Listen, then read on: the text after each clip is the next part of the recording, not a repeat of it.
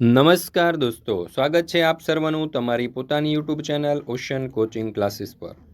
મિત્રો, ધોરણ 3ની તારીખ 4/1/2025ના રોજની જે એકમ કસોટી છે તે એકમ કસોટીની જે ઓરિજિનલ પ્રશ્ન બેંક છે તેનું સંપૂર્ણ સોલ્યુશન આપણે આ વિડીયોની અંદર જોવાના છે। મિત્રો, આપણી આ ચેનલ ઉપર ધોરણ 3ની અત્યાર સુધીની જેટલી પણ એકમ કસોટીઓ લેવાય છે તે દરેક એકમ કસોટીઓના સંપૂર્ણ સોલ્યુશનના વિડીયો અને પીડીએફ મુકાઈ ચૂક્યા છે। આ વિડીયો અને પીડીએફનો અભ્યાસ કરવા માટેની લિંક તમને નીચે ડિસ્ક્રિપ્શન બોક્સની અંદર મળી જશે। જરૂરથી તેનો અભ્યાસ કરી લેજો।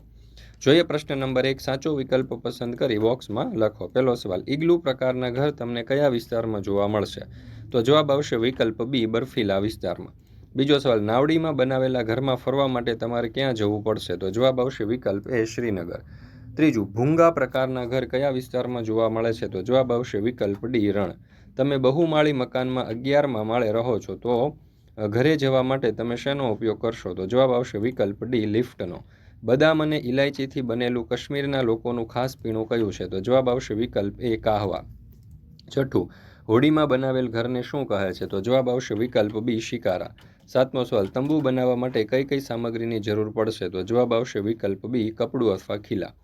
આઠમો સવાલ, જાડી દિવાલવાળા માટીના ઘર કયા રાજ્યમાં વધારે જોવા મળે છે? તો જવાબ આવશે વિકલ્પ બી, કાશ્મીર। પાકું મકાન કઈ કઈ વસ્તુઓમાંથી બને છે? તો જવાબ આવશે વિકલ્પ સી, સિમેન્ટ, રેતી અથવા લોખંડ। 10મો સવાલ, મકાનના સૌથી નીચેના ભાગને શું કહેવાય? તો જવાબ આવશે વિકલ્પ એ, ભોંયતળિયું।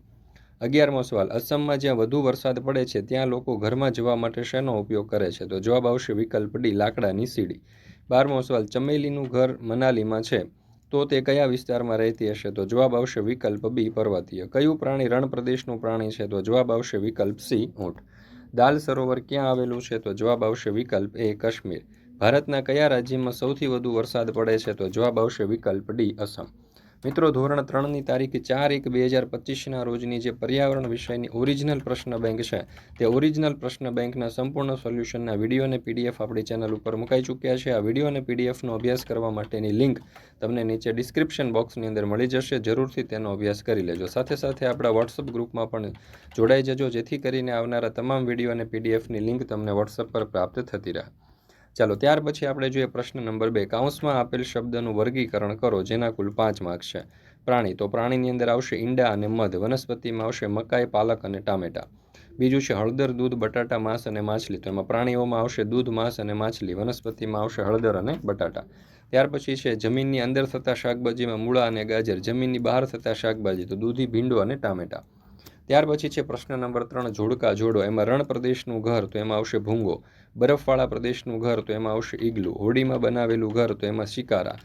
જંગલની મુસાફરી સમયે બનાવાતું ઘર, તો એમાં તંબુ। અને મેદાન પ્રદેશનું ઘર, તો એની અંદર આવશે બહુમાળી ઘર। ચાલો, ત્યાર પછી બીજું છે ખૂબ જ ઓછો વરસાદ, તો એમાં આવશે રાજસ્થાન। ભારતનું પાટનગર, તો એને જોડીશું નવી દિલ્હી સાથે। ખૂબ જ વરસાદ પડે છે તો એને અસમ સાથે જોડીશું। કાશ્મીરનું પીણું, તો એને કાહવા સાથે જોડીશું। અને પર્વતીય પ્રદેશ, તો એને આપણે મનાલી સાથે જોડીશું। ત્યાર પછી છે અસમ, તો અસમને જોડીશું વાંસના થાંભલા ઉપર બનાવેલ ઘર। મનાલીને જોડીશું પથ્થર અથવા તો લાકડાનું ઘર। રાજકોટને જોડીશું ઊંચું બિલ્ડિંગમાં આવેલું ઘર। શ્રીનગરને જોડીશું હાઉસબોટ સાથે। ત્યાર પછી છે પ્રશ્ન નંબર 4। નીચેના પ્રશ્નોના સવિસ્તાર જવાબ આપો। એમાં નાનું કુટુંબ અને મોટા કુટુંબ વચ્ચેનો તફાવત। તો પહેલો તફાવત, નાનું કુટુંબ સામાન્ય રીતે પતિ પત્ની અને તેમના બાળકો હોય છે। મોટું કુટુંબ સામાન્ય રીતે અનેક પેઢી સાથે જોડાયેલ હોય છે। આ કુટુંબમાં ઓછા સભ્યો હોય છે, મોટા કુટુંબમાં વધારે સભ્યો હોય છે। જવાબદારી ચોક્કસ એક જ વ્યક્તિની હોય છે, જ્યારે જવાબદારી વ્યક્તિમાં વહેંચાઈ જાય છે। ત્યાર પછી બીજો સવાલ, નાના કુટુંબમાં રહેવાના ફાયદા। તો નાના કુટુંબમાં ઓછા સભ્યો હોય છે। ઓછા સભ્યો હોવાના કારણે ઘરની જરૂરિયાતો અને ખર્ચ ઉપર નિયંત્રણ રાખવું સરળ થાય છે। અને નાના કુટુંબમાં જવાબદારી સ્પષ્ટ અને સરળ હોય છે। મોટા કુટુંબમાં રહેવાના ગેરફાયદા। તો મોટા કુટુંબમાં ઘણા સભ્યો હોવાથી જીવન નિર્વાહનો ખર્ચ જે છે, ખોરાક બિલ વગેરે વધારે હોય છે। દરેકની વ્યક્તિગત પસંદગી અને વિચારો અલગ અલગ હોઈ શકે છે, જેથી ઝઘડાઓ અને મતભેદ બની શકે છે।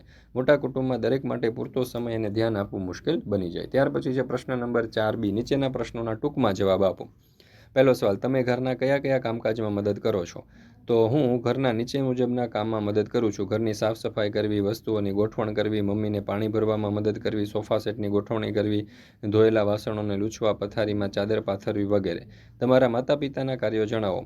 તો માતા ઘરના તમામ કામકાજ જેમ કે ભોજન બનાવવું, ઘરની સાફ સફાઈ કરવી, ઘરની વ્યવસ્થા જાળવી વગેરે કરે છે। પપ્પા કુટુંબના સામાજિક કાર્યો અને બેંકને લગતા કાર્યો કરવા, બજારમાંથી ઘરનો સામાન લાવવો વગેરે જેવા કાર્યો કરે છે। તમારી સારી ટેવો ટૂંકમાં જણાવો. તો વહેલા ઉઠું છું, કસરત કરું છું, મંદિરે જાઉં છું, લોકોને મદદ કરું છું, નિયમિત નખ કાપું છું અને માતા પિતાને પગે લાગું છું. ત્યાર પછી છે પ્રશ્ન નંબર 5 એ નીચેના વિધાનો ખરા છે કે ખોટા તે જણાવો. પહેલો સવાલ, ઈંટો બનાવવા રેતીની જરૂર પડે છે તો ખોટું. માટીના ઘડામાં પાણી ઠંડુ રહે છે તો સાચું. દાંતરડાથી કાપી શકાય છે તો સાચું. કુંભાર માટીને ઘડો ચાકડા ઉપર બનાવે છે તો સાચું. ભૂતકાળના લોકો માટીના વાસણોમાં ખોરાક પકવતા હતા તો સાચું. માટીનો ઘડો ભઠ્ઠીમાં પકવવામાં આવે છે તો સાચું. ત્યાર પછી છે પ્રશ્ન નંબર 5b. નીચેના પ્રશ્નોના જવાબ 1-2 વાક્યમાં લખો. એમાં પહેલું, વર્તમાન સમયમાં લોકો ખોરાક શેના ઉપર પકવે છે? તો વર્તમાન સમયમાં લોકો ખોરાક ચૂલા ઉપર પકવે છે.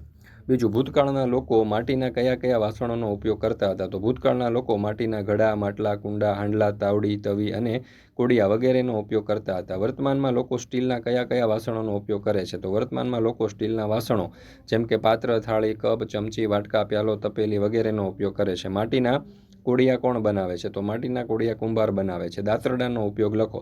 દાંતરડાનો ઉપયોગ ખડ અથવા તો ઘાસ કાપી શકાય છે મદદથી. માટીનો ઘડો બનાવવા જરૂરી 2 ચીજ વસ્તુઓના નામ લખો. તો માટીનો ઘડો બનાવવા માટી, પાણી ઉપયોગ થાય છે. માટલું અને ઈંટ શામાંથી બનાવવામાં આવે છે? તો માટલું અને ઈંટ માટીમાંથી બનાવવામાં આવે છે. કોઈ પણ 2 વ્યવસાયના નામ લખો. તો મોચી અને કડિયો. દાંતરડું બનાવવા માટે તમે કોની પાસે જશો? તો લુહાર પાસે જવું પડશે. તો મિત્રો, અહીંયા આપણે આજે એકમ કસોટી છે ધોરણ 3ની તે પૂર્ણ કરીએ છીએ. ફરી મળીશું આપણે એક નવા વિષયની એકમ કસોટીના સંપૂર્ણ સોલ્યુશન સાથે. મિત્રો, આ વિડીયો પસંદ આવ્યો હોય તો લાઇક કરવાનું ભૂલશો નહીં. તમારા તમામ મિત્રો દોસ્તો સુધી અવશ્ય શેર કરજો, જેથી કરીને તેઓ પણ આ સંપૂર્ણ સોલ્યુશનનો અભ્યાસ કરી શકે.